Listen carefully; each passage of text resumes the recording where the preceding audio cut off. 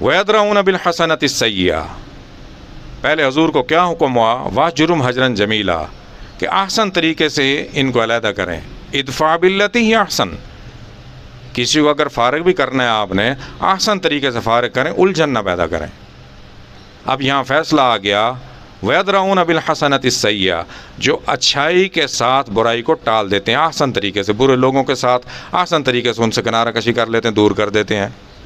یا فساد کا معاملہ ہوتا ہے اس کو احسن طریقے سے نمٹا دیتے ہیں. وہ انہوں نے اچھائی ہی کی طرف جانا ہے. بالحسنۃ السیئہ. اولئک لہم عقبی الدار، آخرت کا گھر، عقبہ آخرت، دار گھر، آخرت کا دار گھر انہی لوگوں کے لیے ہے. اب آخرت کا گھر کون سا ہوگا؟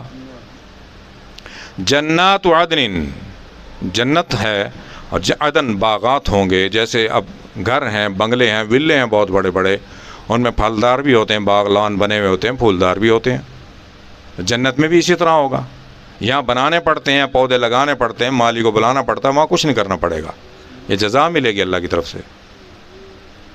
یدخلونہا، اس میں آپ داخل کر دیے جائیں گے ہمیشہ کے لیے. ومن صلح من آبائہم، جو آپ کے صالح والدین ہوں گے. والدین میں والد، دادا پر دادا، نانا سارے آ گئے. وازواجہم، اور آپ کی اہلیہ گھر والیاں وہ بھی آپ کے ساتھ ہوں گی. وذریاتہم، آپ کی اولاد وہ بھی ساتھ آ گئی، دوتے پوتے سب آ گئے بیچ میں، وہ بھی آپ کے ساتھ ہوں گے.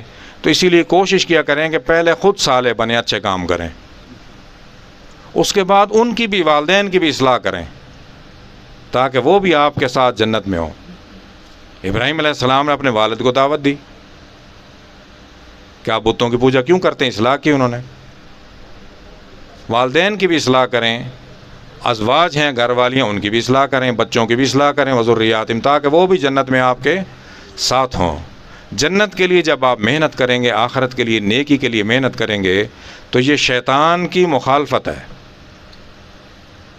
ان الشیطان لکم عدو، اللہ تعالیٰ نے فرمایا کہ شیطان تمہارا دشمن ہے. فاتخذوہ عدوا، تم بھی اس کو دشمن ہی سمجھو، کبھی دوست نہ سمجھنا. اور اللہ کا شکر ادا کریں کہ اللہ تعالیٰ نے شیطان کے دشمنوں میں پیدا کیا، دوستوں میں پیدا نہیں کیا. یہ اللہ کا احسان ہے.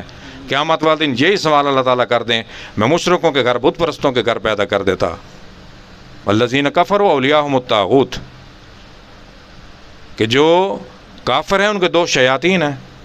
اللہ ولی الذین آمنوا، اللہ دوست ہے ایمان والوں کے.